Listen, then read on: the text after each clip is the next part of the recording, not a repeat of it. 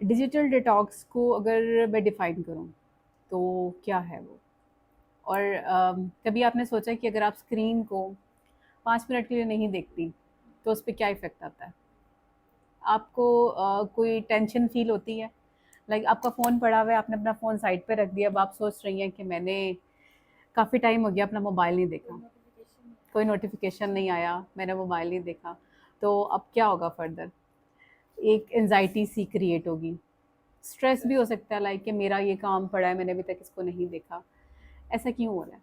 क्योंकि हमने एक्सट्रीमली अपने आप को इन गैजेट्स के ऊपर डिपेंडेंट कर लिया। हम अपनी लाइफ के अंदर ये नहीं देखते कि हमारे आस-पास सराउंडिंग में क्या हो रहा है। इवन कि हमारी फैमिलीज़ बैठी हैं तो हमने अपनी फैमिली को कितना टाइम दे दिया। हमने अपनी फैमिलीज़ में इवन हमारे पेरेंट्स हैं, उनके साथ हमारी कम्युनिकेशन गैप आ रहा है। तो ये जो सारी चीज़ें हमारी चंक्स में आ रही हैं और जो हमारी लाइफ में स्ट्रेस क्रिएट कर रही हैं, उससे हमने कैसे निकलना है, उस डिटॉक्सिफ़िकेशन से हमने कैसे निकलना है। तो बेसिकली डिजिटल डिटॉक्स को मैं यही डिफ़ाइन करूँगी कि डिजिटल डिटॉक्स वो टाइम है जो आप इंटेंशनली अपने आप को किसी और एक्टिविटीज़ में एंगेज करते हो, जो कि आपकी मेंटल पीस को या वेल बीइंग को प्रमोट करता है या फिर उनको पॉलिश कर रहा होता है। तो बेसिकली डिजिटल डिटॉक्स पे अगर मैं ये पूछूँ आपसे कि डिजिटल डिटॉक्स आप किस तरह से अप्लाई कर सकती हैं अपनी लाइफ में, तो उसके हवाले से आप मुझे क्या रिस्पॉन्स करेंगे? थोड़ी देर के लिए मैं अपना मोबाइल साइड में रखूँगी, हुँ, नेचर में जाऊँगी। पहली मेरी कोशिश ये होगी कि घर वालों को टाइम दे दूँ, क्योंकि सबसे ज़्यादा मुझे लगता है कि डिजिटल डिटॉक्स हम अगर नहीं करते या अगर स्पेशली डेफ़िनिटली। हमारे घर वाले, हुँ, हमें नहीं पता होगा। अच्छा, जब आपने ये बात की कि मैं नेचर में जाऊँगी, मैं अपनी सराउंडिंग्स को ऑब्ज़र्व करूँगी, मैं अपने पेरेंट्स को टाइम दूँगी, तो इस चीज़ से आपको एक चीज़ अंदाज़ा हुई कि हमने अपनी प्रायोरिटीज़ सेट कर दी हैं, ठीक है? प्रायोरिटीज़ में क्या चीज़ आ गई? फर्स्ट प्रायोरिटी पे आपका गैजेट्स है, आपका लैपटॉप है, आपके मोबाइल फ़ोन है, आपके आईपॉड्स हैं, ये डिफरेंट चीज़ें चल रही हैं, आईपैड चल रहे हैं।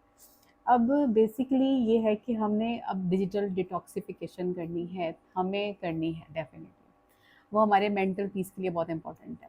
तो उसमें हम फर्स्ट स्टेप क्या ले सकते हैं कि हम पेरेंट्स के पास जाएँ, नेचर को एन्जॉय करें। लेकिन इन सब से मेन चीज़ जो है ना वो ये है कि आपने किस तरह से माइंडफुल होना है।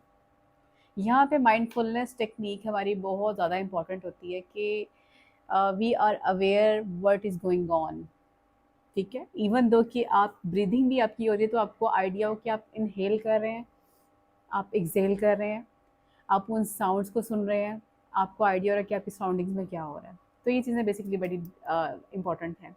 अगर हम सेकेंडली देखें कि माइंडफुलनेस के बाद फर्दर क्या स्टेप है, हम अपने रिलेशंस को इम्प्रूव कर लेते हैं डिजिटल डिटॉक्सिफिकेशन से।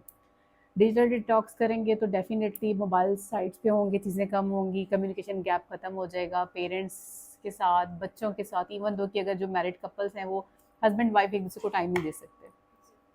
हमें नहीं पता कि हमारी लाइफ में कैसे चीज़ें जो हैं वो कंटिन्यूसली चल रही हैं। तो कुछ स्टेप्स ऐसे हैं जिस पे हम फर्दर डिस्कस करेंगे कि हमें कौन से स्टेप्स हैं जो डिजिटल डिटॉक्स की बेस पे हमें लेने चाहिए। तो थैंक यू।